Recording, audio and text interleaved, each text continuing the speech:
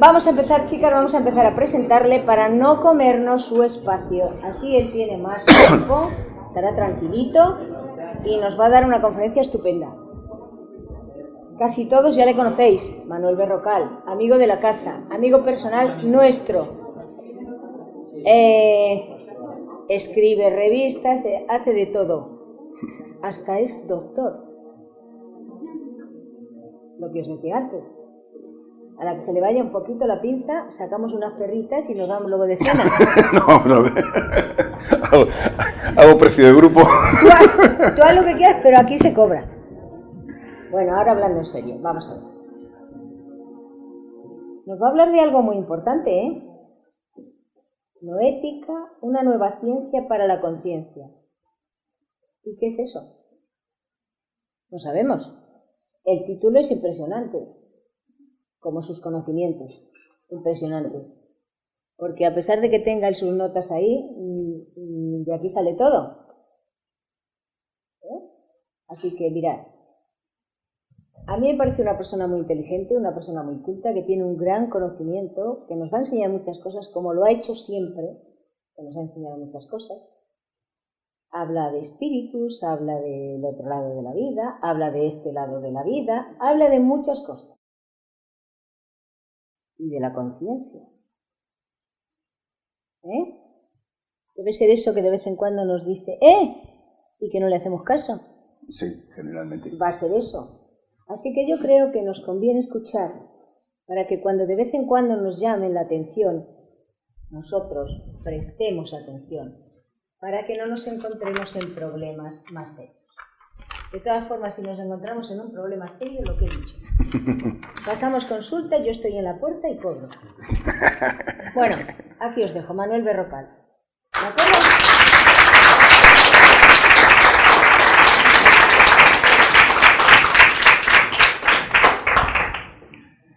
Bueno, muchas gracias por la presentación. La verdad es que el que te presenten suele ser un poco problemático siempre para ti, porque nunca te ponen tan bien que no sé, que algún día me lo voy a creer y no es cierto, pero bueno.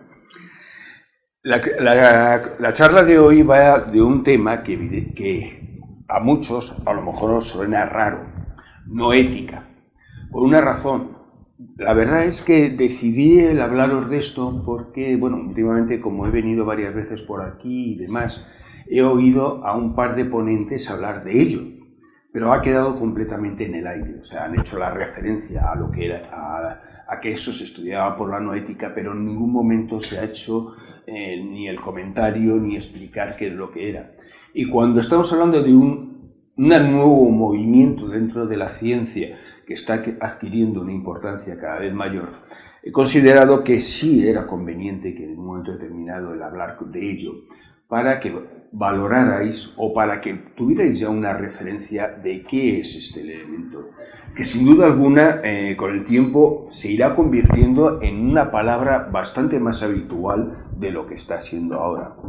Realmente en España no ha habido referencias de ello hasta los últimos años, por razones muy sencillas. En España no se habla nada de noética hasta que no sale este libro, El símbolo perdido de Dan Brown. En realidad, uno de los personajes, Catherine Salomon, hermana de uno de los protagonistas, se supone que está dentro de este grupo de investigación de la nueva noética y que hace algunas referencias a ello. Dan Brown, sin duda alguna, potencia mucho lo que es esta figura de la nueva ciencia, pero el problema está que de alguna manera no explica ni qué es, ni cómo nace, ni cómo se organiza. Y tiene el gran valor, por encima de todo, de que es interesante saber qué es lo que hay detrás de esta ciencia. Y cuando digo ciencia es porque nace dentro del método científico con la intención de estudiar algunas cosas que son difíciles en el momento actual de saber cómo se pueden analizar dentro de ese método científico que estamos hablando. El Instituto de Ciencias Noéticas se funda en 1973 por una persona muy concreta, Edgar Mitchell, astronauta del Apolo 14. Edgar Mitchell, junto a otra persona, Paul Temple, deciden crear este centro, un centro de investigación nuevo en Petacuma, a nivel de California, y en él se supone que se intentaría estudiar todo aquello que está asociado a la figura de la conciencia del ser humano, es decir, algo que te pongas como te pongas, desde la medicina, desde la psicología o de la propia fisiología, generalmente tiene muchas limitaciones para poderte acercar a ella.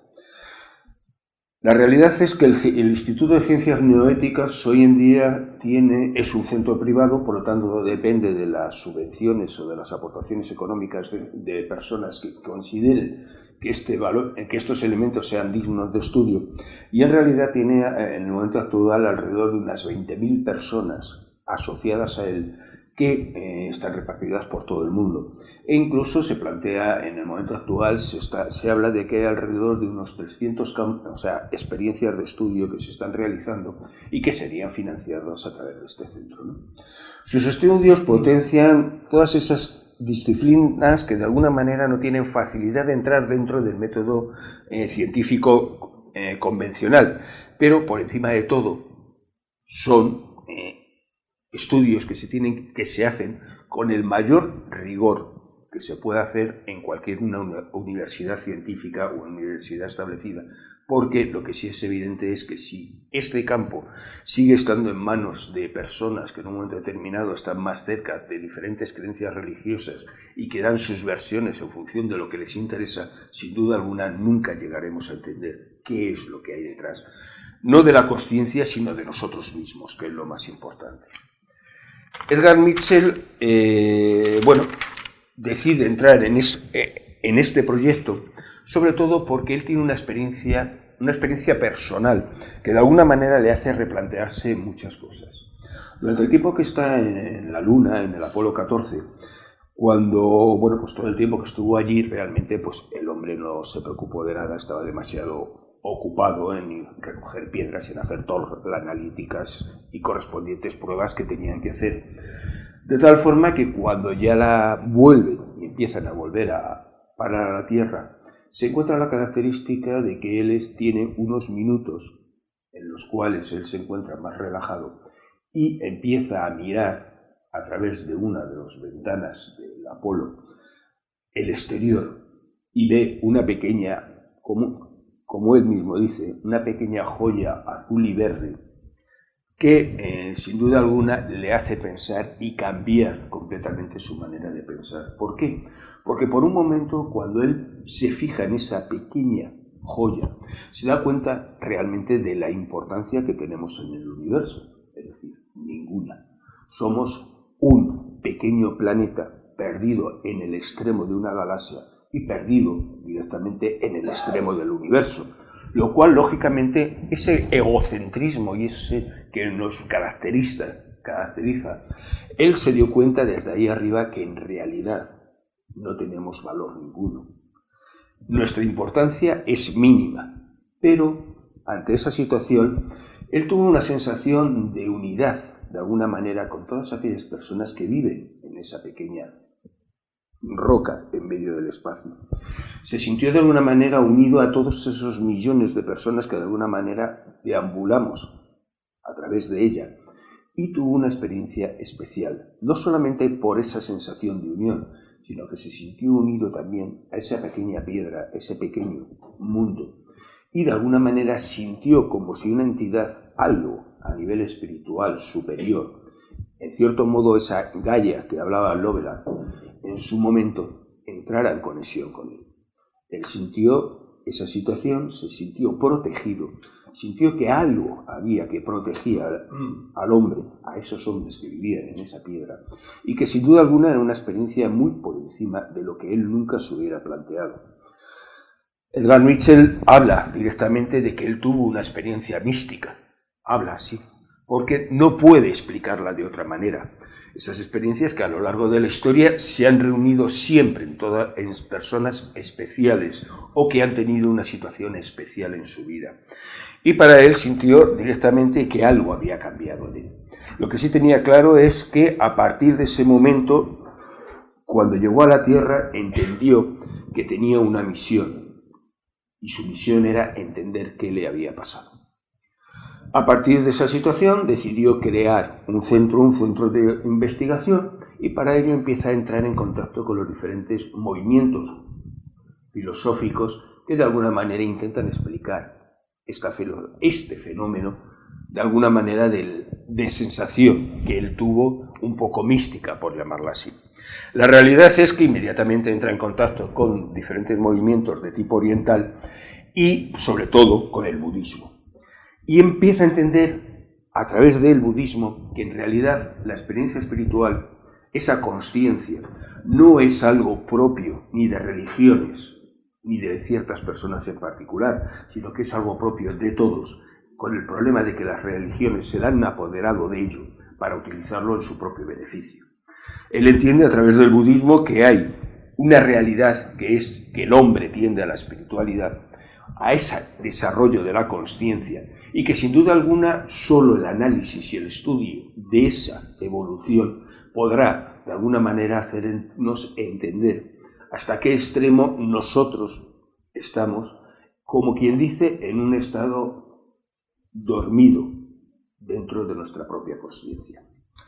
Para él, entre las muchas relaciones, muchas personas con las que habla, muchos grupos, se encuentra una historia, una leyenda dentro del budismo, que sin duda alguna le explica qué es la espiritualidad.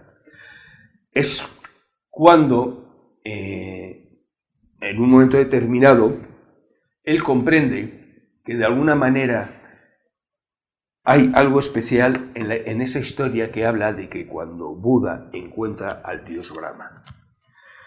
La historia es sencilla. Buda, en sus viajes, en un momento determinado, entra en contacto con el dios Brahma y decide hacerle la pregunta básica. Si Dios, el dios Brahma, es, según cuentan, el que había construido el mundo, Buda le pregunta cómo funciona el mundo. Y Brahma no le contesta. Se hace el loco. Cuando en un momento determinado Buda hace la pregunta 3 veces y no recibe contestación, decide en un momento determinado que, bueno, mejor se va, porque está claro que no le quiere contestar. Y según está saliendo, se acerca a Brahma y le dice, perdóname, no te he contestado porque no te sé contestar. El problema es que, como comprenderás, yo soy Dios, estoy rodeado de todos aquellos que me siguen y yo no puedo decirte que yo no entiendo cómo funciona el mundo. Ahora sí, si me haces el favor, te voy a pedir 2 cosas. La primera es que tú eres un Buda, serás un iluminado, serás aquel que entienda lo que es la consciencia. Cuando entiendas lo que es la consciencia, entenderás cómo funciona el mundo. Ven y explícame cómo funciona. Y la segunda, por favor, cuando bajes a la tierra, explícale a tus hermanos, a tus amigos, que yo no tengo nada que ver con el mal del mundo. Es algo que me supera. Ese razonamiento, sin duda alguna, establece claramente para Buda la situación de que tanto lo que es el funcionamiento del mundo no depende de ese Dios, sino de la propia consciencia de la persona, y que solamente él la entenderá cuando evolucione lo suficiente como para considerarse a sí mismo ese iluminado que en teoría cuenta que ha acabado consiguiendo ser al final de su vida. Sin duda alguna, tenemos que, para Buda, hay una cosa sencilla. Él encontró a Dios, él habló con Dios, pero Dios no le dio ningún mensaje, porque no tenía nada que decirle. Lo que Buda tiene que encontrar, lo tenía que encontrar en sí mismo. Todas esas religiones que de alguna manera nos enseñan o nos quieren enseñar cómo tenemos que solucionar nuestro sufrimiento y cómo tenemos que seguir ese camino, desde el budismo no tiene sentido, porque en el budismo lo que se dice claramente es que para poderte salvar del sufrimiento, lo que tienes que hacer es comprenderte a ti mismo y tienes que comprender la realidad en la que vives. Esos 2 conceptos son sin duda alguna la idea de lo que crearía la noética, es decir, una ciencia que nos permita en un momento determinado entender qué somos, qué hay en nuestra consciencia y cómo en un momento determinado esa consciencia se interrelaciona con el mundo exterior en el cual estamos. Buda nunca creó una religión, creó un sistema de enseñanza un sistema para que todos, en teoría, pudiéramos aprender a llegar a ese estado de iluminación. Pero está claro que igual que existe ese punto, todas las religiones, todas las creencias, tienen ese mismo punto de enseñanza. Lo que pasa es que la mayoría de ellos se han perdido y hoy en día lo que nos enseñan es a cómo ser controlados en este mundo, en vez de aprender a trascender a él. Edward Mitchell comprendió que esas religiones que él había vivido desde que era pequeño en ningún momento nos enseñaban nada, simplemente tergiversaron una idea previa, la del espiritualismo. Y esa idea, sin duda alguna, es lo que hace que toda la formación académica que Edward Mitchell tenía.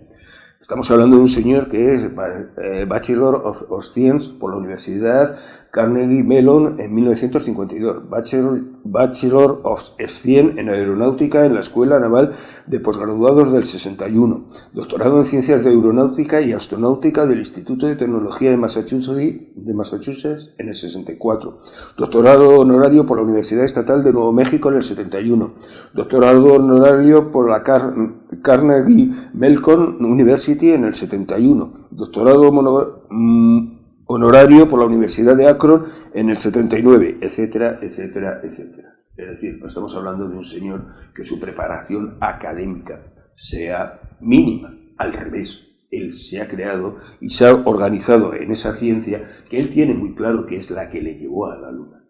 Él no llegó allí por líneas filosóficas, sino por una ciencia que sin duda alguna había permitido unos avances en la humanidad que le llevaron directamente a esa Luna donde él tuvo esa experiencia especial, ¿no?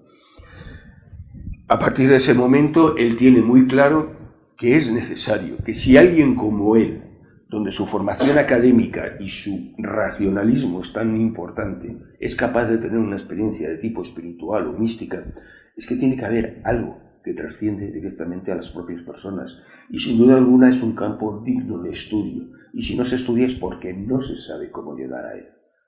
La ciencia oficial tiene el inconveniente de que no sabe cómo acceder a esa consciencia, cómo esa consciencia se relaciona con la materia, cómo esa consciencia en un momento determinado es capaz de crear toda una serie de fenómenos que por mucho que la ciencia diga que no existen o no los quiere aceptar, no se sabe cómo entenderlos. Me refiero a los fenómenos de tipo paranormal, parapsicológico, algo que ha acompañado al hombre desde que el hombre existe y asociado siempre a esos estados espirituales especiales.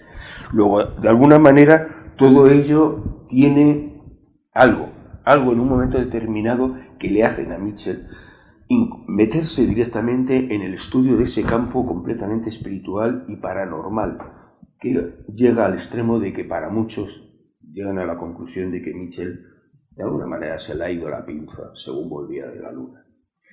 Él escribe dos libros hoy en día básicos dentro de este campo: Exploración psíquica, un reto para la ciencia, en 1996, y luego El camino del explorador, donde de alguna manera explica mejor esa línea de lo que él quiere buscar. La realidad es que el meterse en este campo incluso le permite llegar a tener experiencias personales que en un momento determinado no serían fáciles de explicar. Y así, en un caso concreto, él tiene el problema de que tras un sonograma y un MRI, o sea, 2 pruebas de laboratorio, le sale la existencia de un carcinoma a nivel del riñón.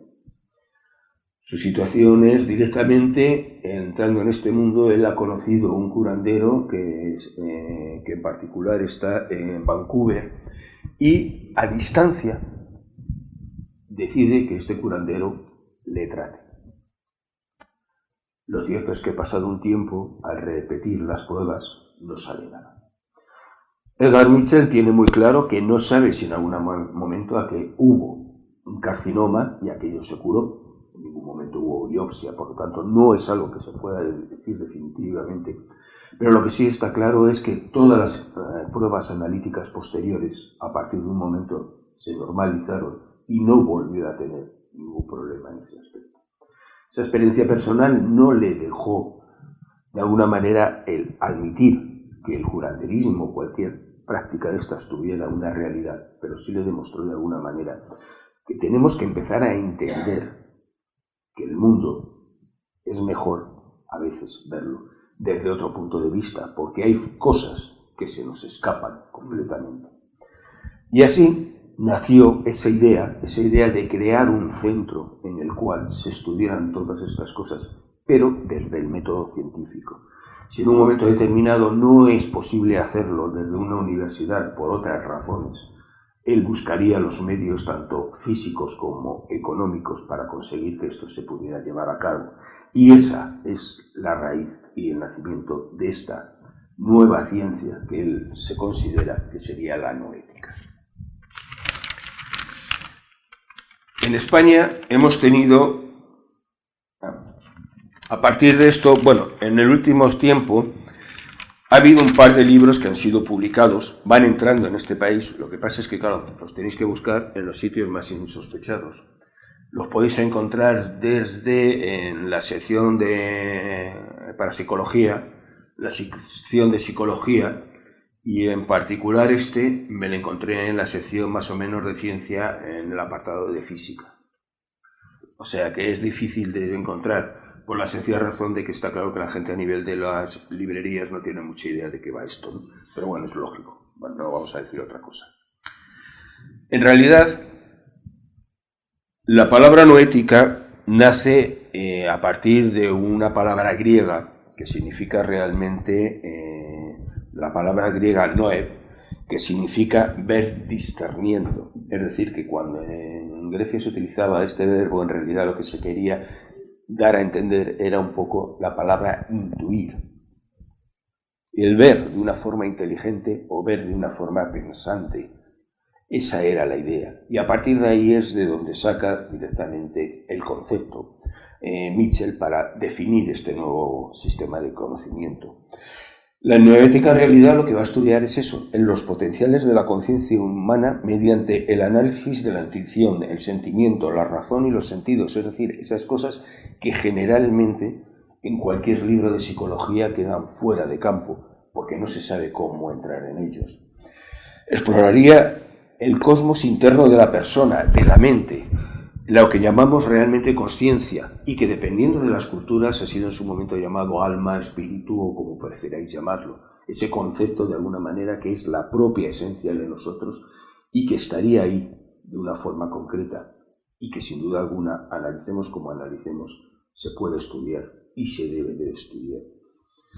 Y por encima de todo, la relación que existe de esa consciencia, de ese mundo interior, con el mundo exterior que nos rodea, porque hay una interrelación, aunque no sabemos muy bien cómo va eso.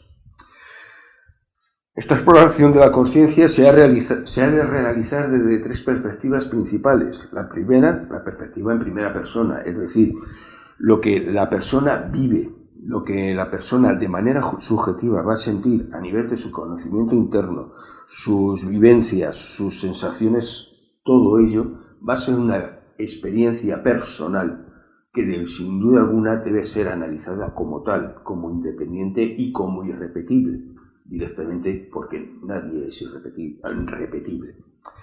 Por una segunda parte tendremos la perspectiva en segunda persona, es decir, estudiar, explorar y apoyar toda esa interrelación de las diferentes personas existentes en el mundo, la relación existente de la comunidad, del grupo, cómo tenemos que modificar nuestra estructura de conocimiento para permitir que de alguna manera evolucionemos en grupo, no como seres independientes, porque no somos seres independientes. Y el tercero sería la existencia de esa perspectiva de tercera persona o en un momento determinado, la existencia de toda una serie de datos objetivos, fisiológicos, correlacionables, que en todo momento se han de estudiar y que permitan, desde los más rigurosos protocolos de la ciencia, acercarse a este campo científico. Los conceptos de las capacidades, sí, de la persona, la existencia de una relación cuerpo-mente o mente-mente, la relación en un momento determinado de la existencia de una posible supervivencia de la consciencia, son preguntas que están ahí y que nunca se aceptan y se quieren admitir. La noética encontraría ahí su campo de estudio, porque realmente es esa consciencia que sobrepone directamente al elemento material en que vivimos. Y en realidad, seamos sinceros, este planteamiento, aunque hoy en día no está de moda, este planteamiento dualista, hay muchas personas que llevan años, siguen estudiando en ello. Así tenemos que, por ejemplo, gente como Chris Carter, no tiene nada que ver ni con el director de cine ni nada por el estilo, es un señor que directamente ha realizado toda una serie de investigaciones de la relación existente entre la materia y alguna entidad espiritual o al que consideran como consciencia y el control de una sobre otra. Por otro lado, tenemos también que ese tipo de estudios han sido realizados por Nick Herbert, otra persona que evidentemente los dos estamos hablando de señores, de académicos que en un momento determinado tienen una capacidad de ver más allá. El trabajo principal de Carter, sin duda alguna, fueron todos recopilados en este libro, Parapsychology and Aesthetic, y que presenta claramente cómo la experiencia subjetiva de cada persona solo puede expresarse en primera persona, es decir, directamente por cada uno en su interior, y en ellos se incluyen los pensamientos, las ideas, los recuerdos, etc. Todo ello es un análisis de la visión interior de cada persona. Y eso no se puede ver en ningún momento analizándolo desde fuera. Solo la persona puede vivirlo y nos lo puede contar. De tal manera que esa idea, que para muchos molesta, de que de alguna manera hay un espíritu que maneja la máquina, esa máquina perfecta, casi que sería el cuerpo humano, para muchos algo que no se considera, porque dicen que sería como intentar meter el espiritismo dentro de la ciencia. En realidad lo que nos está demostrando es que no solo es materia y biología, sino que dentro de esa biología hay que valorar otros factores que no están dependiendo única y exclusivamente del elemento material.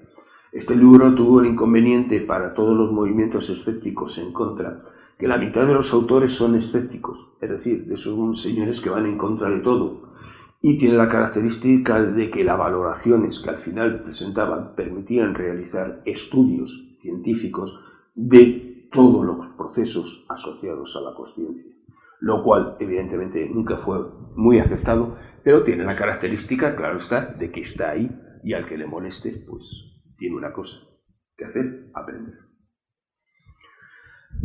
Ahora bien, realmente la realidad es que desconocemos cómo funciona la conciencia.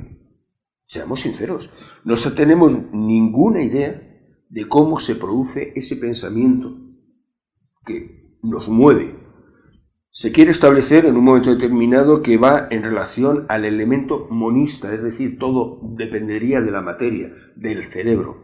Movimiento dualista, espíritu y materia, sin duda alguna hoy no está de moda, por lo tanto no se valora. Además hay un gran problema, el espíritu como elemento de estudio es francamente complicado porque no sabemos cómo meterle por medio. Pero lo que sí está claro es que el estudio única y exclusivamente del elemento material biológico no nos permite entender cómo funciona esa consciencia, de momento. Si algún día se llegara a entender, pues vale, pero de momento no podemos decir que eso se explique de ninguna forma. Realmente ese elemento, esa consciencia parece que vive de alguna forma en el elemento biológico, en el cerebro, pero como digo, no podemos demostrar claramente cómo eso funciona así. Sin duda alguna, estamos en una etapa en la historia francamente revolucionaria. Los movimientos de estudio que se están creando en los límites directamente de la ciencia están haciendo que para muchos autores estemos casi cercanos a esa etapa en la cual se produjo una revolución absoluta con el descubrimiento de la teoría de la relatividad. Todo lo que fue la mecánica cuántica cambió la mentalidad frente al mundo en el que vivimos.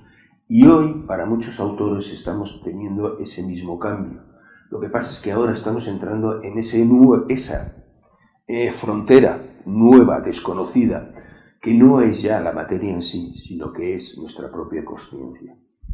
En la frontera misma de la ciencia siguen saliendo nuevos movimientos y que de poco a poco van creando problemas a esa idea clásica de que somos únicamente un ensamblaje de carne y huesos.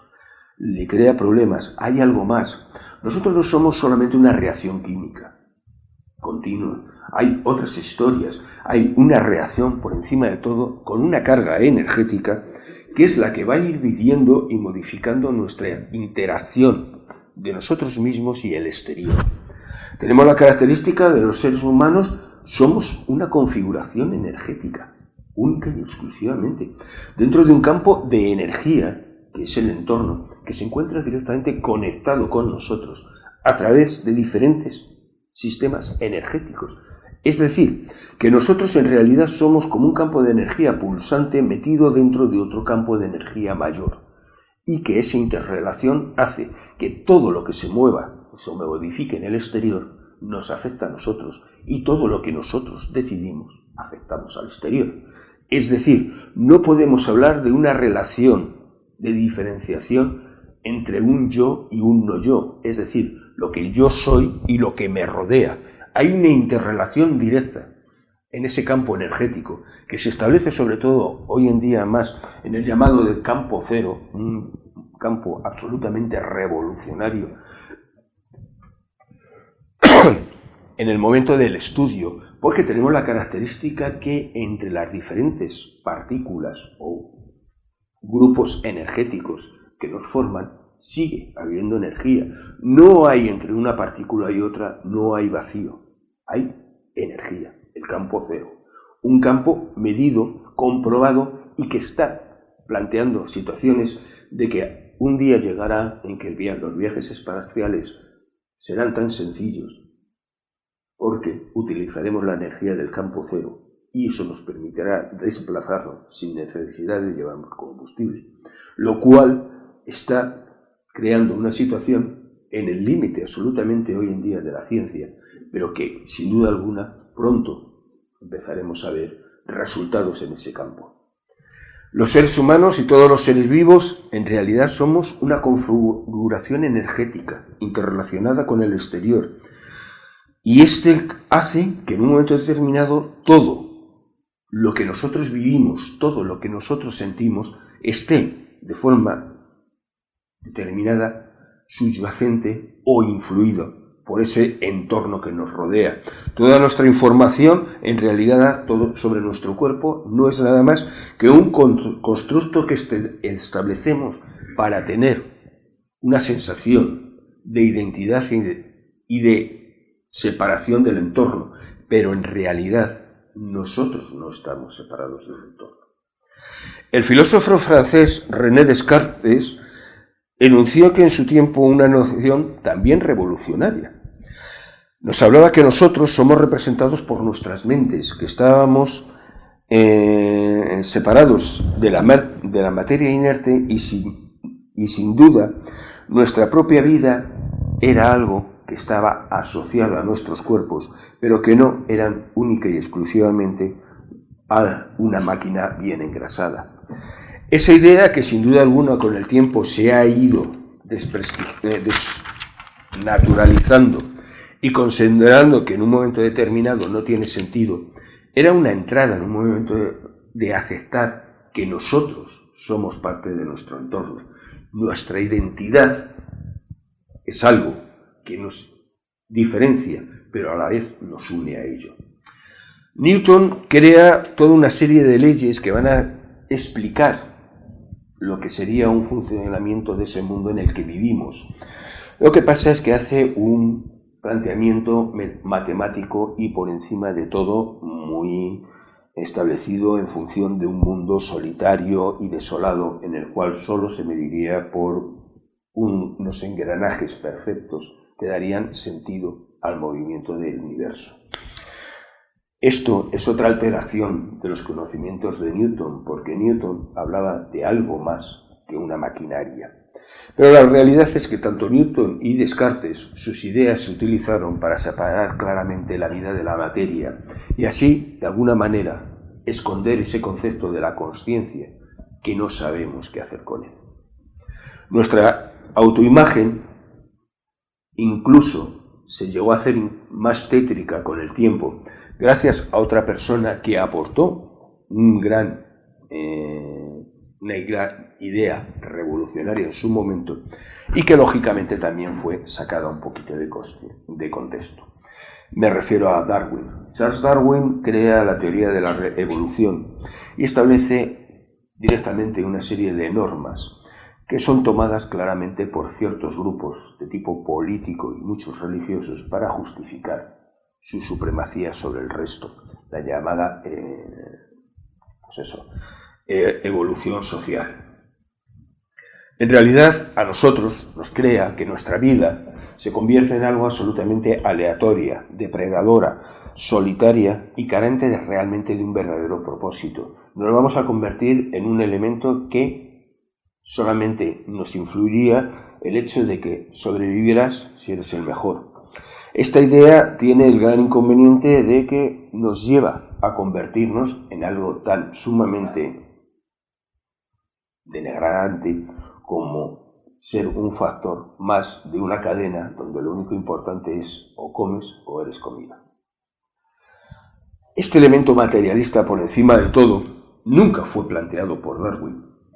Lo que pasa es que sus ideas religiosas chocaron directamente con el movimiento protestante y sobre todo con el católico y rechazó todas esas ideas secundarias de evolución de la mentalidad o de la consciencia de la persona para en un momento determinado no enfrentarse a los movimientos religiosos de la época que ya de por sí le complicaron bastante la vida. La vida se ha demostrado con el tiempo, la evolución social ha demostrado claramente de que el desarrollo de la persona solamente es posible en la evolución en grupo. Si nosotros como grupo somos capaces de sobrevivir, no es por nuestras capacidades independientes, sino por nuestra capacidad de colaboración en grupo. Y la realidad es que si la especie humana se ha convertido en la parte más arriba de esa supuesta pirámide del mundo animal, ha sido única y exclusivamente porque su capacidad de colaboración está muy por encima del resto de los animales, lo cual determina claramente que nuestra evolución se fundamenta en algo muy concreto, la interrelación de grupo. Es decir, nuestra consciencia nos lleva al punto de que necesitamos hacer las cosas en grupo y por lo tanto solamente podemos sobrevivir así. Estos paradigmas del mundo como máquina y el hombre como máquina, lo que nos han llevado ha sido un dominio tecnológico muy concreto. Todo lo estamos viendo. Vemos el mundo que tenemos alrededor, el mundo tecnológico, pero realmente las preguntas principales que el ser humano se hace, en ningún momento hemos conseguido explicarlas. ¿Cómo pensamos? ¿Cómo comenzó la vida? ¿Por qué enfermamos? ¿Cómo es posible que una única célula llegue a crear un individuo completo, perfectamente diferenciado? ¿O realmente qué pasa con nuestra conciencia cuando morimos? Esas preguntas, que sin duda alguna son la base que siempre nos hacemos, basadas directamente en nuestra situación de que queremos entender para qué estamos aquí, no siempre hemos encontrado respuestas y la ciencia nunca se ha acercado a ellas. Son conceptos que se han convertido en absolutamente complejos. Son actos que cada vez son más rechazados por el colectivo. No entramos en ello porque nos da miedo. Y lo que sí está claro es que nuestra vida cada vez más se encuentra asociada a lo que algunos llaman en plan de medio serio, medio broma, las llamadas armas de distracción masivas. Es decir, aquellas que nos sacan de nuestra idea consciente para meternos en un mundo en el que directamente lo importante es que intentes olvidar estos puntos. No vaya a ser que te creen una situación no agradable. La realidad es que la consecuencia que hoy tenemos es que vivimos en una sociedad estresada, agotada, abrumada, que cada vez más nos lleva a una vida absolutamente de inquietud, de no encontrarnos a gusto, de tener una sensación casi de aburrimiento, de que no encontramos un sentido a esta vida de ninguna forma. ¿Por qué? Porque sin duda alguna tenemos dificultad en encontrar el lugar en el que estamos y qué es lo que queremos hacer aquí. Esa masificación en la que vivimos ha creado una manera de vivir que es el pan nuestro de cada día. Realmente las personas no saben qué hacen aquí y ese medio de estudio que es la ciencia no encuentra la manera de cómo acercarse a ese campo. El conocimiento por encima de todo es algo necesario y el conocimiento de cómo se produce una transformación espiritual es necesario para que todos, de alguna manera, sepamos cómo tenemos que seguir ese camino. Pero la realidad es que es difícil el entenderlo y no tenemos apenas razones o métodos para entenderlo a su manera. Las experiencias de transformación son de dos tipos generalmente. La mayoría de los conocimientos espirituales, filosóficos, las diferentes escuelas a lo largo de la historia han ido enseñando una técnica gradual para, en un momento determinado, que la persona llegue a ese conocimiento espiritual. Pero hay otras personas que pueden entrar de una forma súbita, por una crisis vital, sea la que sea. Es decir, esa consciencia, ese concepto de la mente que nosotros tenemos, que incluye nuestra propia realidad interna y que va a tener por encima de todo la idea de nosotros mismos, nuestras relaciones con el entorno y con las personas en nuestra vida, va a hacer sin duda alguna que nosotros nos movamos teniendo dos tipos de experiencias principalmente, unas objetivas y otras subjetivas, aunque en realidad todas son subjetivas. El estado de cómo vamos a vivir tendremos que nuestro consciente, nuestra mente se moverá como si fuera en una línea, de tal manera que generalmente estamos en ese estado de despierto habitual o en ese estado de dormido, es decir, los dos estados habituales que tenemos, el de la vida cotidiana y el del sueño.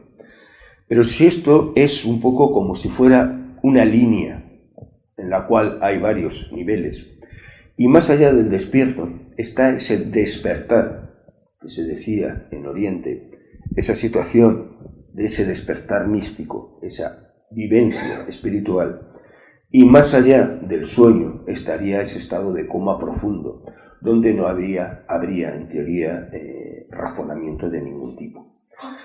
Esa cadena, esa línea de trabajo, es sin duda alguna en el cual se va a producir las modificaciones que nosotros vamos a tener dentro de nuestra consciencia y tenemos que aprender para ir de un lado a otro. ¿Cómo podemos aprender en un momento determinado a tener una mejor respuesta física, por ejemplo en el levantamiento de pesas? Es decir, por medio del entrenamiento. La vida se movería en ese campo y tendríamos la circunstancia de que esa consciencia que nosotros tenemos es como si fuera el clima. El clima tiene muchos estados. Nubes, el cielo está con tormenta, hay rayos, tenemos todo tipo de ciclones, tenemos lluvia, tenemos lo que queráis.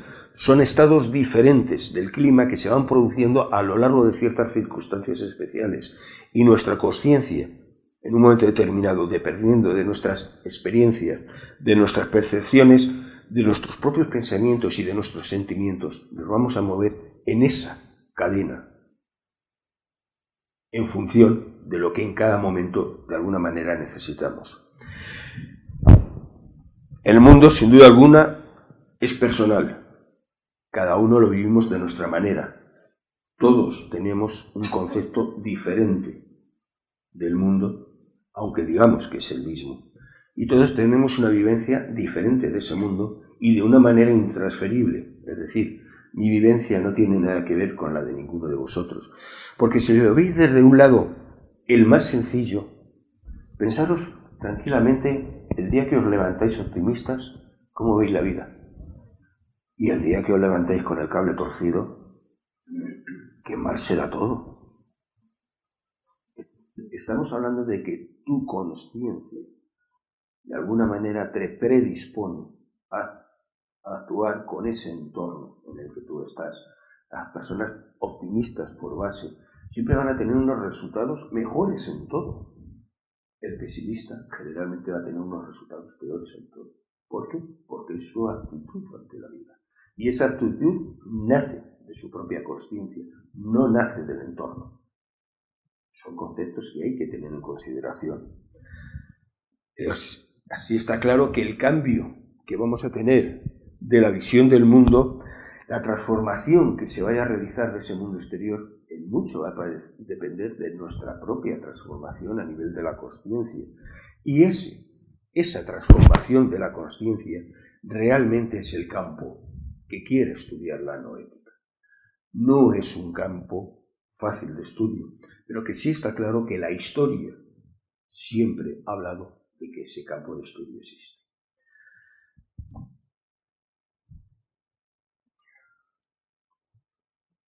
Para Frances Bauer, una de las fundadoras de la psicología humanista y transpersonal, esta transformación dependería, os lo voy a leer directamente. La transformación significa realmente un cambio de nuestra manera de ver el mundo y un cambio en cómo nos vemos a nosotros mismos. No es simplemente un cambio de nuestro punto de vista, sino una percepción totalmente distinta de lo que es posible. Es la capacidad de ampliar nuestra visión del mundo para poder apreciar diferentes perspectivas, de poder adoptar simultáneamente múltiples perspectivas. No estamos solo pasando de un punto de vista a otro, en realidad estamos ampliando la conciencia para abarcar más posibilidades. La transformación implica un cambio en el sentido del yo. Tiene una dimensión interior y una dimensión exterior. Requiere trabajo interior y un reconocimiento por cómo eso se relaciona con estar en el mundo y el trabajo exterior de acción y servicio. La transformación implica múltiples dimensiones de una persona, el concepto que tenemos de nosotros mismos, nuestra manera de relacionarnos con otras personas, cómo vemos el mundo y lo que consideramos que merece la pena hacer. La transformación afecta realmente a todos los aspectos de nuestras vidas y tiene mucho que ver con cambiar de valores. La transformación es multidimensional. Implica el corazón, la mente, el espíritu y afecta al comportamiento y a las relaciones que hay en el propio mundo. Esas ideas, sin duda alguna, absolutamente innovadoras en el momento actual, son las que están creando esa base para este nuevo campo de estudio. Esta transformación de la consciencia estará establecida en el hecho de las experiencias realizadas por esta otra señora, sobre todo Raquel Naomi, que establece que nuestra vida depende de dos conceptos. Por un lado, el estudio de nuestra consciencia y cómo funciona dicha consciencia.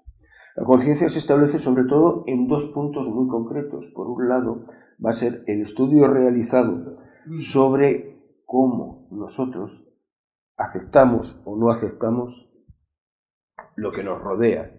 Es decir, esa ceguera de percepción real que tenemos, que explica y que de alguna manera define lo que recibimos y no recibimos del exterior, única y exclusivamente en función de lo que nos interesa o no nos interesa en ese momento. Y lo segundo, por encima de todo, el concepto de atención, la ceguera al cambio. Las cosas que se modifican no las vemos. ¿Por qué? Porque de alguna manera tenemos el inconveniente de que nuestro sistema de recepción se establece, se fundamenta en una serie de puntos previos ya establecidos y todo cambio existente no lo vemos. ¿Cómo se modifican estos dos elementos? Por un proceso que es básico en todos los procesos espirituales existentes y que lo llaman así, la atención. Hemos de cambiar nuestro concepto de la atención. Si modificamos nuestra atención hacia el exterior, nos daremos cuenta que veremos y sentiremos mucho más de lo que hoy en día vemos y sentimos. La atención es la base completamente de ese despertar. Nuestra ceguera al cambio llega hasta tal extremo de que en un momento determinado no nos damos cuenta muchas veces con los ojos abiertos de las cosas que pasan a nuestro alrededor. Hay una experiencia que realizó Mark y Rock en 1998, un clásico que roza un poquito ya casi lo que es el absurdo al extremo que podemos llegar, en el cual se presentaba un estudio en el que se veía una proyección, en el que había 4 personas con una camiseta blanca y 4 personas con una camiseta negra, que se pasaban un balón unos a otros. Entonces el investigador llegaba y les hacía una serie de preguntas. Fijaros en el número de pases existentes. Fijaros quién pasa los de blanco, a quién pasan a los de negro. Fijaros si hay paso entre los de blanco. Fijaros si hay paso entre los de negro. Es decir, toda una serie de características que en un momento determinado se supone que luego tenían que valorar en el estudio. Y bueno, pues acaba el estudio y los asistentes, es decir, como si yo hubiera pasado ese vídeo aquí y vosotros rellenáis un test estableciendo todas las cosas que se supone que habían preguntado. Cuando acaba el test, se recogen los resultados y demás y tal, y dice, ahora quiero que os fijéis en el vídeo. Y pasan el vídeo. Y en el vídeo se ve cómo aparece un señor con un disfraz de gorila, pegando saltos en todo el medio de la gente, y ninguno de los asistentes se había dado cuenta, pero hasta el extremo de que la mayoría de los asistentes se cabrearon porque les consideraron que les estaban tomando el pelo.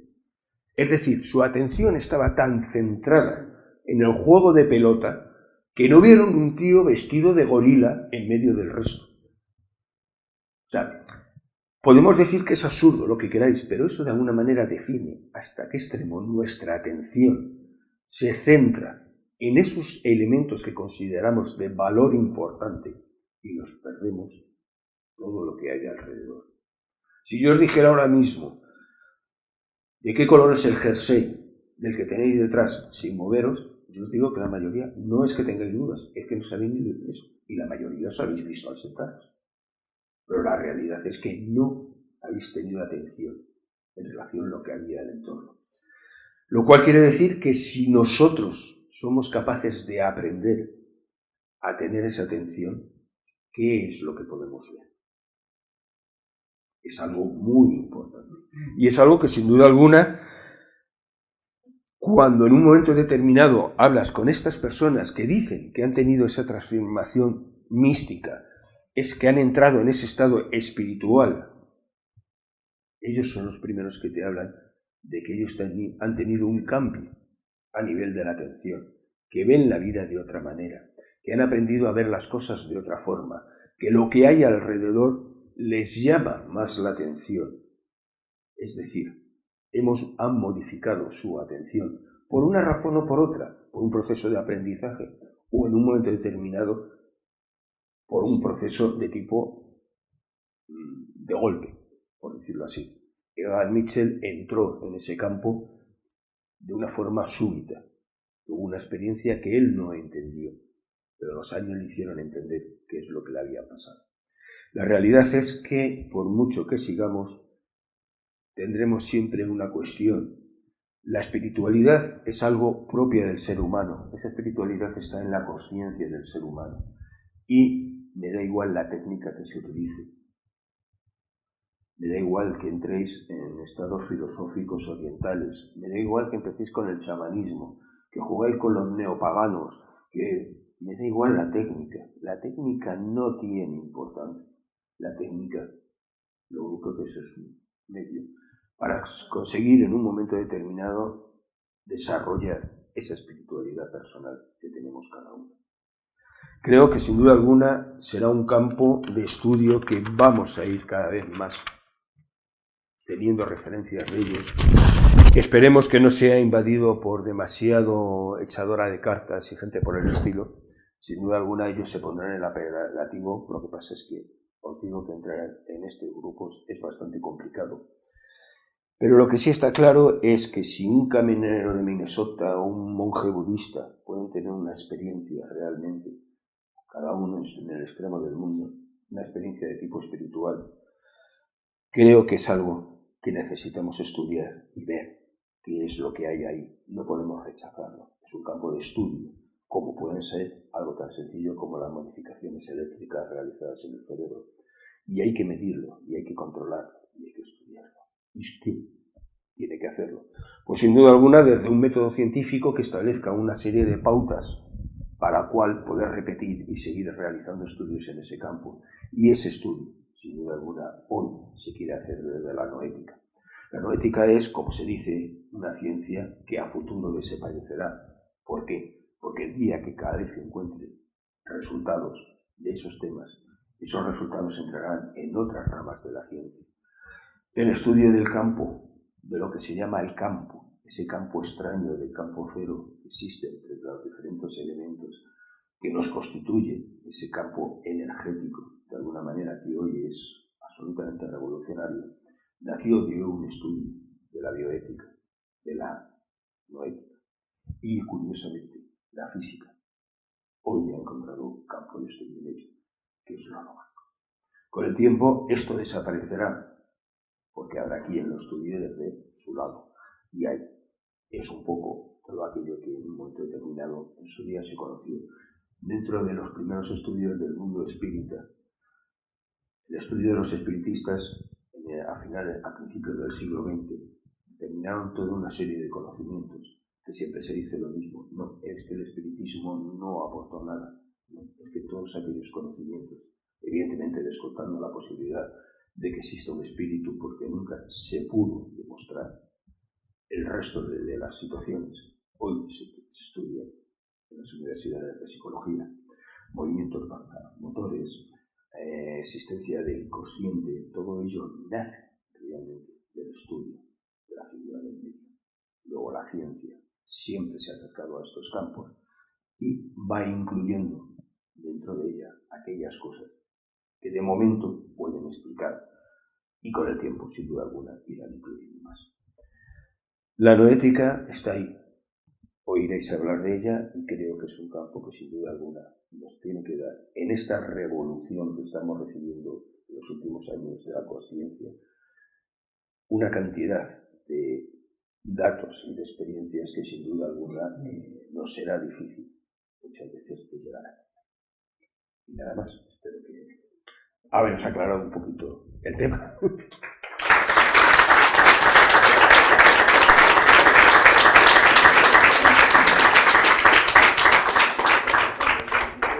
He intentado no alargarme mucho para tener tiempo para las preguntas, porque me imagino que va a ser completito.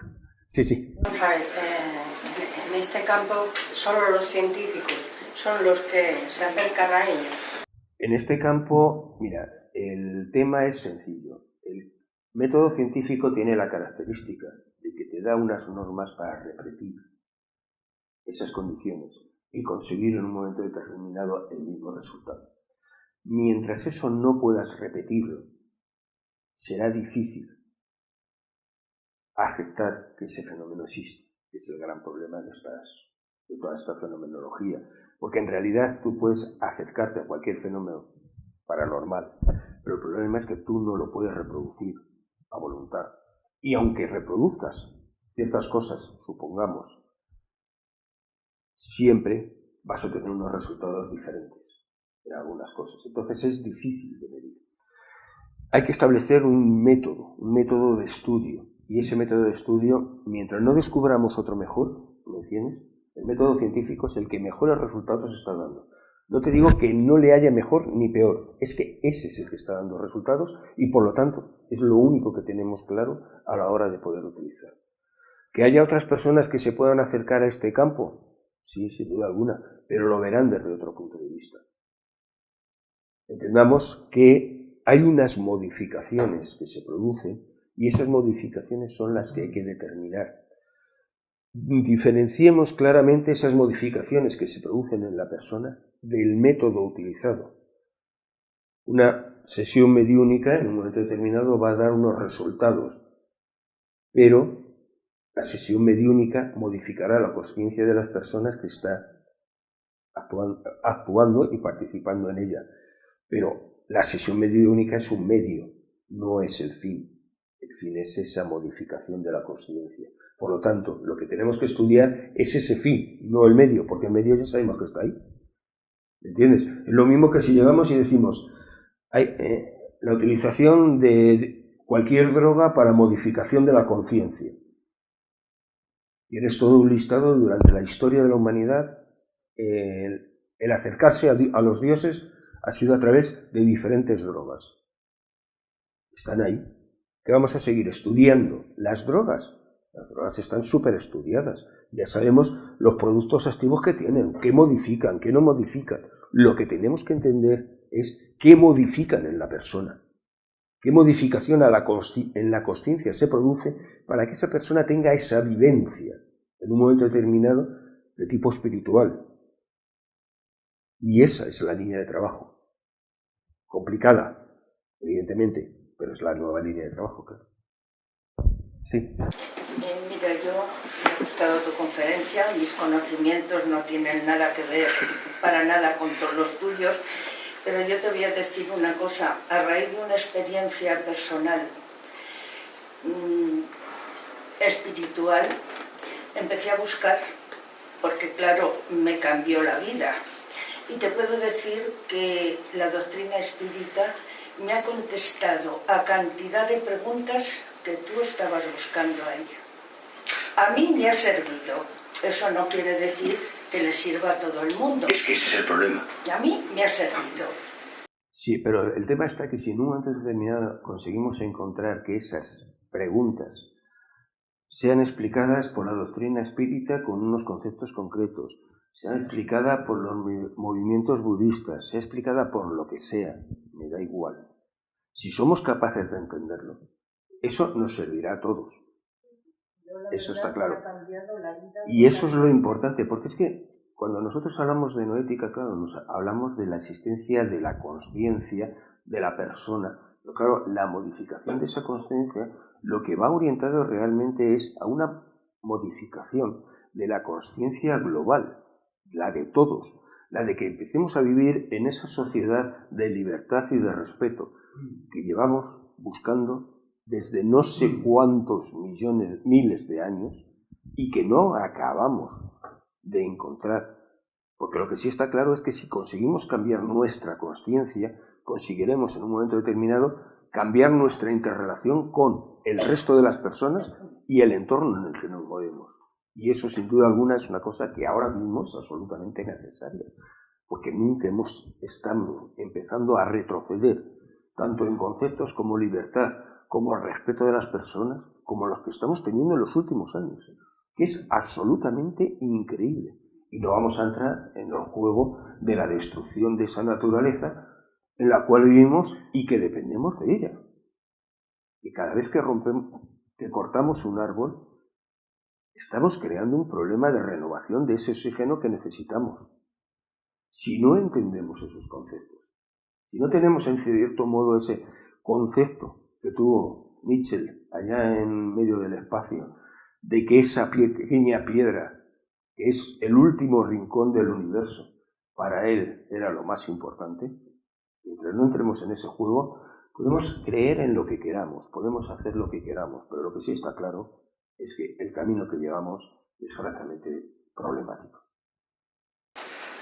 Sí, mira, lo que me parece, en principio, voy a ver si puedo elaborar este pensamiento, es que la noética, evidentemente es una ciencia sensacional, hoy estuve enterándome mucho de ello antes de venir aquí.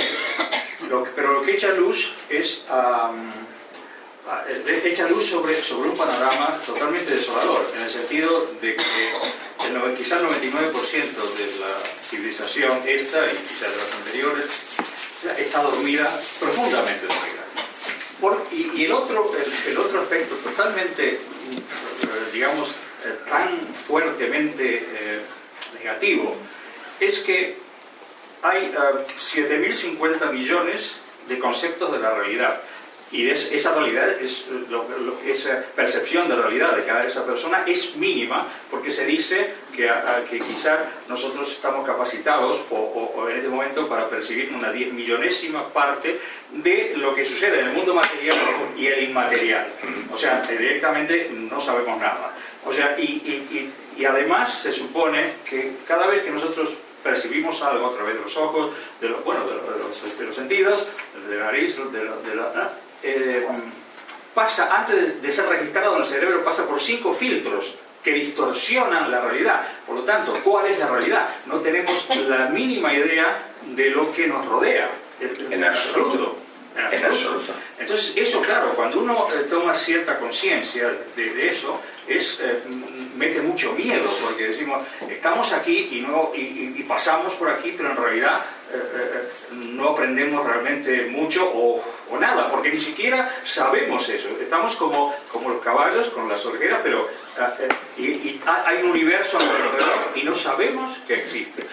Y por último quería hacer una pregunta. El libro El campo de Lee McTaggart, creo que ese campo tiene que ver con el campo que menciona Greg Braden. Sí va por la misma línea. Sí, ¿no? Del campo energético. Pero bueno, es eso, es la sensación que tenía, que ya la tenía antes, y tu conferencia de hoy me pareció excelente, ha digamos, corroborado mis peores temores.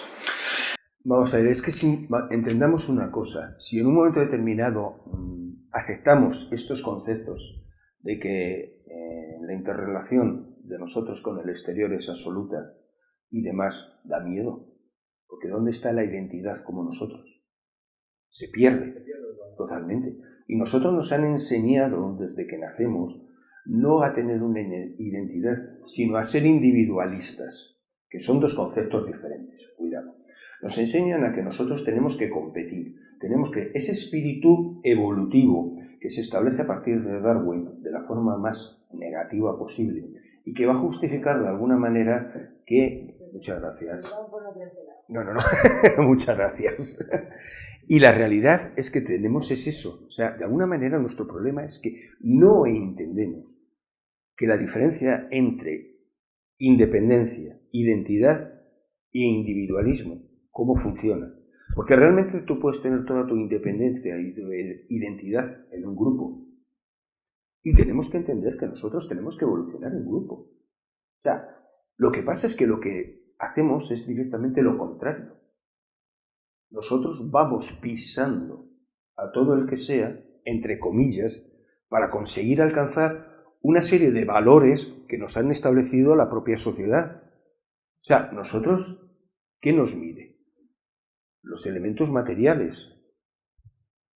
Pero es que, claro, es que esa misma imagen es la que nos venden desde las religiones establecidas. Entonces, ¿dónde está la espiritualidad? De todos lados. Vamos a ver, claro, o sea, vamos a ver, a ti no te puede... Tú eres un personaje que en esta vida estás directamente para hacer lo que unos grupos concretos consideran que es lo importante.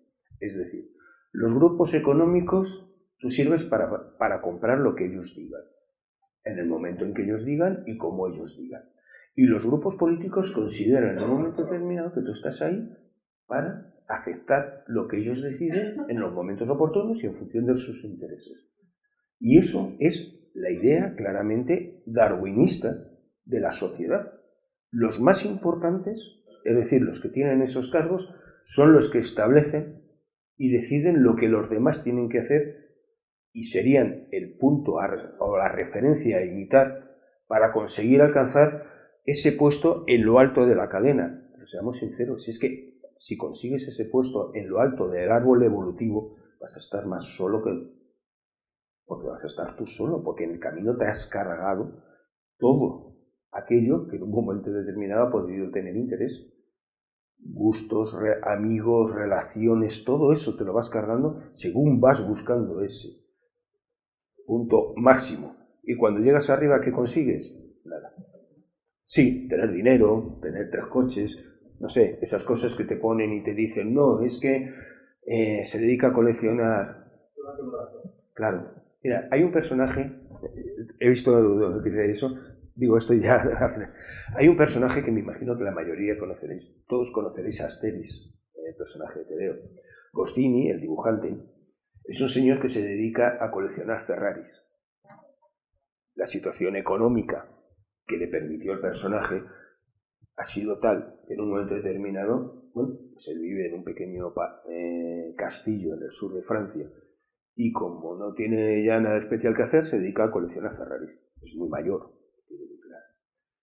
Curiosamente, en el camino, todos aquellos con los que empezó dibujando, que eran los amigos que empezaron en la originaria revista de Tintín, no se habla con ninguno. Su familia le tiene demandado Estamos hablando de esas características. Entonces, este señor, ¿para qué quiere los Ferrer?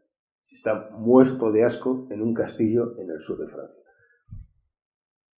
Y estamos hablando de alguien que encima ha tenido una capacidad artística muy importante, pero claro, la evolución que ha tenido en su vida ha sido una verdadera pena. Se ha dejado llevar por esa idea equívoca. Bueno, has citado dos elementos que me dan la oportunidad de ampliarlo con tu permiso, y uno de ellos es cuando se habla de la individualidad, cuando se habla del egoísmo del ser humano fundamentalmente, y el otro ha sido cuando tú mismo, muy bien dicho, comentas que nuestro destino, por decirlo así, debiera de ser precisamente la unificación entre todos nosotros.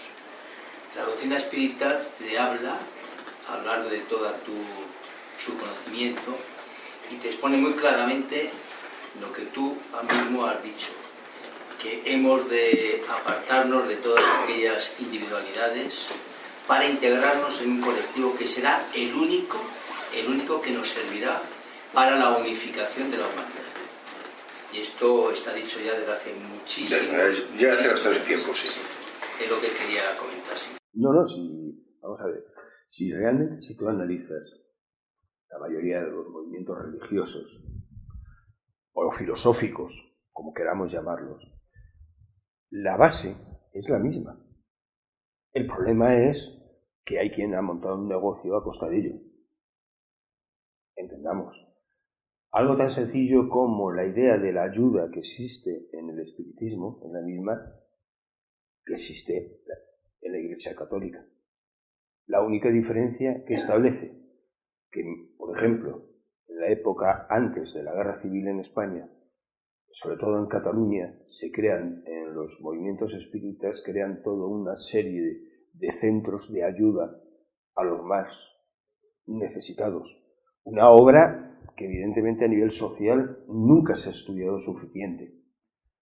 ¿Sabéis cuál fue la respuesta de la Iglesia? Mandar al ejército.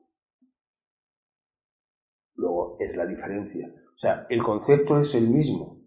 Vamos a ayudarnos. Estaban consultando el negocio que ellos tenían organizado. Porque claro, la diferencia es que la Iglesia tenía un negocio organizado en función de la caridad y los espíritas nunca crearon un negocio, se dedicaron a ayudar a la gente. Y claro, no podían permitir perder el chollo que tenían, claro. O sea, y es el planteamiento diferentes de una misma idea. O sea, la idea está ahí. Los nuevos movimientos filosóficos y demás no descubren nada. Simplemente recuperan cosas perdidas y recuperan aquellas ideas que nacen directamente de esa necesidad evolutiva que tiene el hombre dentro de su consciencia. No busca nada más. Además que, claro, siempre hay personaje que decide que él tiene la opinión mejor que el resto. Y eso, a fin de cuentas, pues mira, yo siempre digo lo mismo. Aquel que se considera mejor que los demás, pues ya sabe el problema. Eso en el DSM-4, es decir, el libro de cabecera de la psiquiatría, se llama manía y tiene tratamiento. Sí. No, nada, una aportación. Es que hace muy poquito he visto una publicación, me parece que fue en Facebook, no sé dónde, en el BOE, el Boletín Oficial del Estado, recoge que el ser humano, o sea, la capacidad, el ciudadano, solamente puede buscar la felicidad fuera en lo que ellos llaman Dios, jamás en su interior. Entonces me parece tan atroz. Es absolutamente patético. Vamos a ver, o sea, entendamos que ahora mismo tenemos un problema de retroceso, que no nos damos cuenta hasta qué extremo. O sea, este país está entrando en una involución que como no la rompamos, vamos a acabar, pues eso, como los talibanes en medio de Afganistán. Y no quiero ser exagerado, pero es que estamos entrando en una involución. O sea, lo que no puede ser es que historias como, por ejemplo, estamos hablando de el primer escrito que se hace en contra de las corridas de toros, se realiza en Cataluña y por los espiritistas. ¿Por qué? Porque tú no puedes maltratar un animal, porque la entidad espiritual existente dentro lleva un proceso de evolución y no puedes crear esa situación. Eso Ahora mismo resulta que tenemos un gobierno que financia descaradamente esa actividad, y no solamente eso, sino que encima la quiere meter en las escuelas. Es decir, vamos a enseñar a los niños a disfrutar maltratando animales. Cultural. O sea, está claro. Yo, bueno, me vais a perdonar, pero cada vez que veo a un torero de esos que sale por el aire, es bien cultural. O sea, lo siento mucho. No tengo nada en contra de ellos. Incluso en otra época he tenido amigos que eran toreros y demás. Pero claro, nunca he llegado a entender esa situación. O sea, yo no entiendo qué diversión puede haber. Porque claro, es que me dicen lo bonito del pase, no sé qué. Yo lo siento, yo lo único que veo es la diversión de un grupo de gente divirtiéndose con el martirio de un animal. Yo no veo otra cosa. Entonces, me es difícil de entender eso. Pues mira, eso es cultura, pero la asignatura de música la retiran. Y las artes en concreto todas las retiran. Porque eso no es cultura ni es... Claro, pero ¿por qué es que vamos a ver? O sea, nosotros entendamos lo que decíamos. Hay unos grupos políticos que necesitan el establecer, y nos estamos metiendo en un campo que generalmente no me gusta meterme, pero que quede claro. Los grupos políticos en este momento, no digo unos u otros, digo en general, porque eso es un movimiento que se establece a partir de una situación económica que es la que va a determinar quién y qué tiene que hacer en cada momento, y punto. No olvidémonos que nuestros votos sirven para justificar que nosotros creemos que hacemos algo. Pero bueno, el problema es que el movimiento religioso, o sea, los movimientos políticos ahora mismo lo que necesitan cada vez más es la existencia de gente con una menor preparación. Si tú entras en el arte, en actividades artísticas, pintura, escultura, música y demás, hay una cosa que crea que es muy problemática, y es que desarrolla el gusto de las personas y la opinión, y encima con base.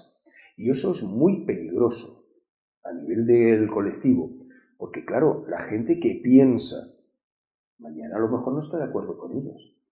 Hay que establecer una sociedad basada única y exclusivamente en eso, en la televisión, el fútbol, los toros, el que el fin de semana no tienes nada mejor que hacer y te vas a un centro comercial a comprar por el hecho de comprar. O sea, no puedes en un momento determinado realizar ese tipo de historias.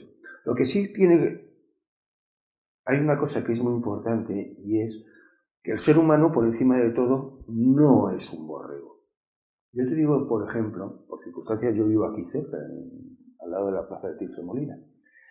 El movimiento cultural que se está creando por aquí alrededor de gente con actividades nuevas a nivel de pintura, a nivel de escultura, de música, de literatura, no lo veía en España sin que suene a chiste de la época de la movida, que fue una de las mayores revoluciones culturales que ha habido en Madrid. Y ahora se está creando otra vez.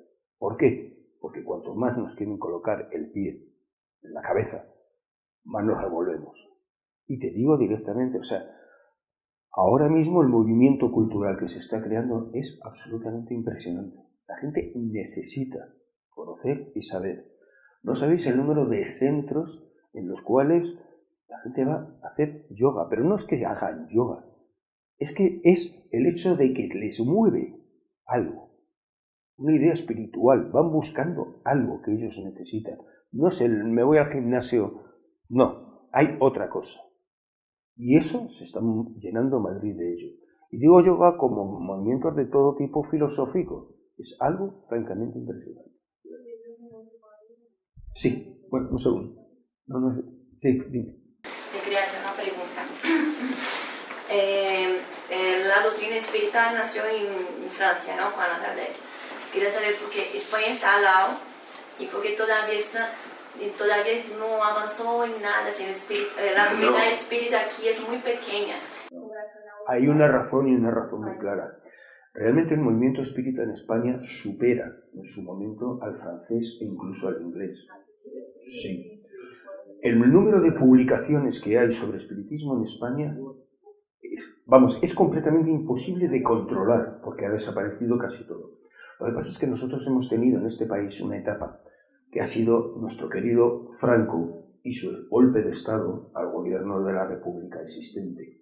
Entonces, el problema es que una de las cosas es que el espiritismo es perseguido directamente. Sí, me está enseñando el libro de Amalia Domingo Soler, que es la representación de la estupidez de este país. Porque claro, Amalia Domingo Soler es la persona, la mujer que más ha escrito en el mundo, y sin embargo, cuando fue el centenario de la muerte hace un par de años, no hubo referencias en ningún sitio.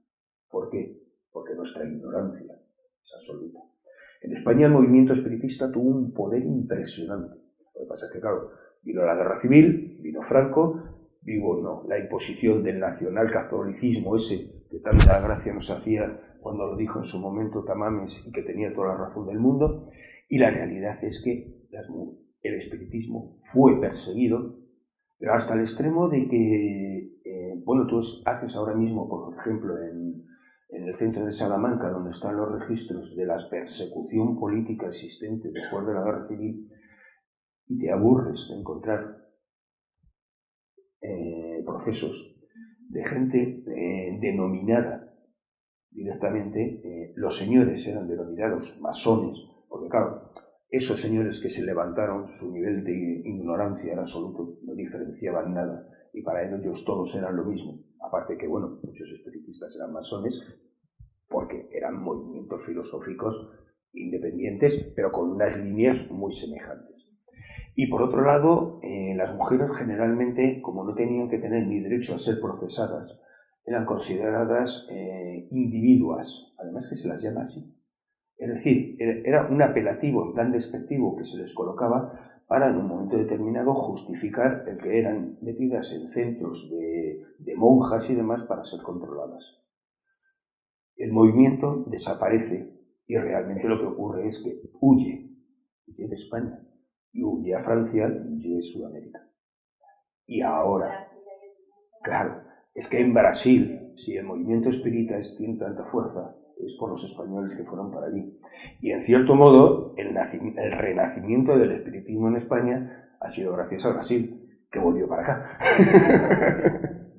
Yo quería recomendarle a esta joven que entre en el canal de Mindalia, donde existe una conferencia que se llama Historia del Espiritismo en España, que está grabada, para que veas un poco la trayectoria del espiritismo a lo largo del tiempo. Vale, muchas gracias. Pero indudablemente, y en este instante, España está muy superior a otros países europeos en cuanto a espiritismo, porque nuestras relaciones con el Consejo Espírita Internacional, donde hay cerca de 40 naciones incorporadas, nosotros, España, es uno de los más destacados, superior a Francia, por supuesto, donde el espiritismo prácticamente ha desaparecido, a Bélgica, Italia, a Portugal, a Inglaterra, prácticamente a Europa, el colectivo más importante que existe es España. Piénsate que el primer Congreso Internacional de Espiritismo se realizó en Barcelona. Estamos hablando antes de la guerra civil. Pero si todavía no sé, cuando dices que soy espírita, nadie no sabe qué es como espírita. Ya, lo que pasa es que aquí tenemos el inconveniente, vamos a ver, ha habido el retorno de estas ideas de Sudamérica, han venido muy mezcladas. Ha vuelto el espiritismo cartesiano, pero han vuelto todas ideas equivocadas de macumbas y demás, que claro, ellos se autodenominan también espiritistas.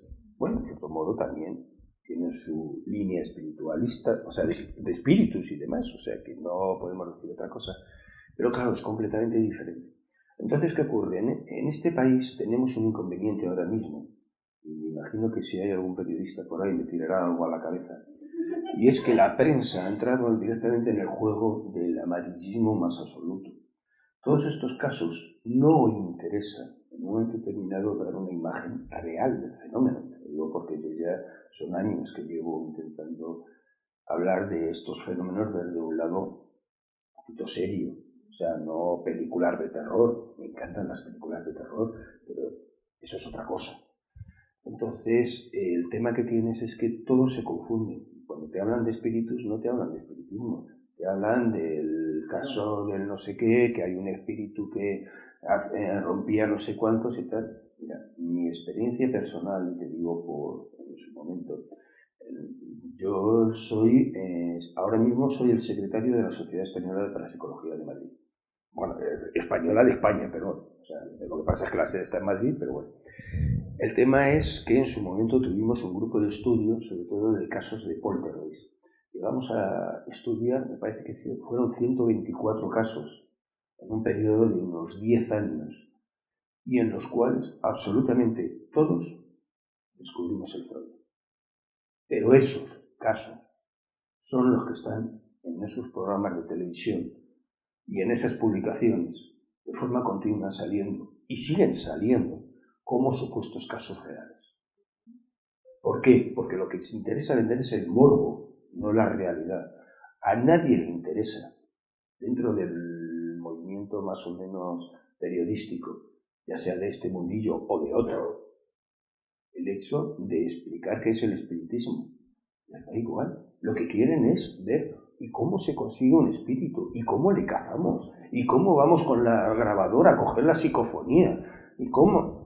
Por favor, vas a grabar con una grabadora un espíritu del otro lado, una psicofonía, y vas así, con la grabadora cogiendo la onda de pasillo. Venga, hombre, por favor, un poquito de respeto. Al menos. O sea, son las historias de siempre. Estamos hablando de que ahí lo que se interesa vender es el morbo. Y aunque tú llegues y digas, no, mire, ese caso no es real, porque yo he descubierto esto y he mostrado cómo lo hacía, cómo lo montaba y demás y tal, no me interesa utilizarlo. ¿Por qué? Porque no me interesa. Porque la parte seria, ellos deciden que lo venden. De todas formas, Manuel, en España, sobre todo, se ha asociado mucho el fenómeno o la filosofía espírita con Ouija. Pero entramos en el mismo. No, o sea, no se ha asociado a la filosofía espírita porque no se conoce la filosofía espírita. O sea, lo que se ha asociado es ese espiritismo de salón en un momento determinado, y se ha establecido en un momento determinado como medio de comunicación la Ouija. ¿Y la Ouija qué es? Un juego. Y se ha establecido como un juego. ¿Y quién no ha hecho el tonto con el vasito y dale que te pego? Y el de turno se ha llevado el susto de turno, y luego has acabado viendo que el de frente era el que movía el vaso. Vamos a ver, en la Sociedad Española de Parapsicología establecimos un sistema para controlar las experiencias con Ouija, y creamos una Ouija electrónica. Es decir, era lo que era una copa con 4 resortes, o sea, con 4 apoyos, y todos tenían una comunicación eléctrica, de tal manera que si tú apretabas, sonaba. Es decir, que si alguien apretaba, a la hora de moverlo, aquello sonaba. Cuando a la gente le decías directamente, le explicaba cómo funcionaba el sistema, no venía ni Dios. Qué curioso. Y cuando no les explicabas, bueno, aquello era como la marsellesa, tocaba en todas las direcciones. O sea, que entendamos. No te voy a decir que siempre sea un fraude consciente, pero lo que sí está claro es que la mayoría de las veces, por no decir todas, hay alguien que mueve la copa. Entonces, cuando tú estás hablando de esos temas, claro, ¿qué ocurre? Tú le das el morbo, la venta. Es que tuvo una posesión, es que ha hecho Ouija, es que se le metió un espíritu, es que no sé qué. Por favor, entendamos dónde está cada cosa. Estamos hablando de cosas que estamos sacándolas fuera de su contexto. El hecho de, por ejemplo, algo, mira, te cuento un caso concreto, para que veáis hasta qué extremo en este país se respeta estas ideas. Hay una tienda, no digo cuál, que se dedica a vender supuestamente todo material de macumba, santería y todas estas cosas y demás. La lleva una persona que para él todo eso son, y perdóname la expresión, la voy a utilizar la que me dijo, gilipolleces. Y lo vende. Y lo vende directamente porque es un negocio. Y entonces va a Sudamérica, llena un camión o un tráiler de toda la guarrería que encuentra, cuando más barata mejor, y se la trae para acá. Y ese es su sistema de trabajo.